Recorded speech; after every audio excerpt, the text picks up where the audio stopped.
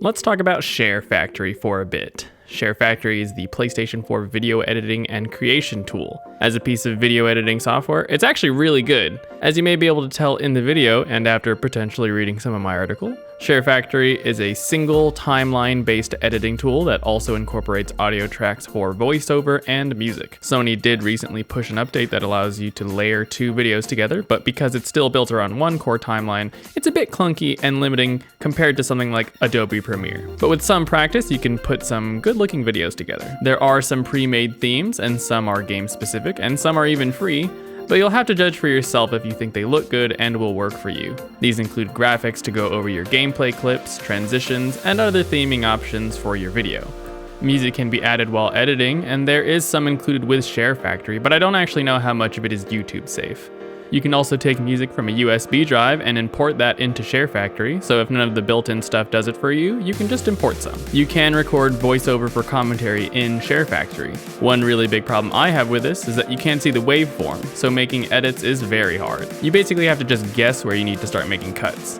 Apart from that, it's really nice overall. There's a dedicated space for the voiceover, so it seems really well oriented towards the kind of content a gaming channel would make.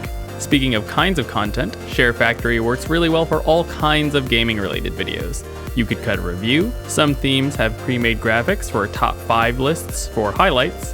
With a commentary track, you could do a gameplay commentary over a multiplayer match or something. You could even cut a Let's Play. One limitation with Let's Plays in particular is that the way the share button works on the PlayStation 4 doesn't allow for extended capture.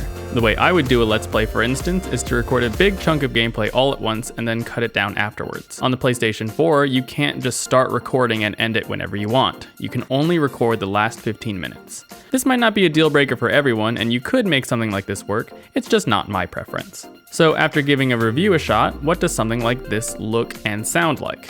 For this article's sake, I recorded the voiceover with the PlayStation 4 mic that was packaged with my PlayStation 4. So if/when you notice a difference, that's what it is.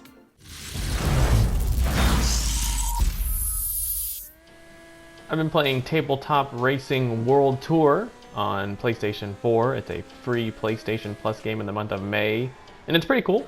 As you can probably tell from the title and video, it's a racing game, and you drive what seems to be tiny toy cars on table-like environments. If you thought that looked okay, someone with more practice could make something even better looking, which is my personal favorite thing about SHAREfactory. It is a surprisingly fully featured editing suite. If something like this was on PC, it would be great. If you wanted to start creating content and you only have a PlayStation 4, you have more than enough to make some really cool stuff if you put some time and effort in.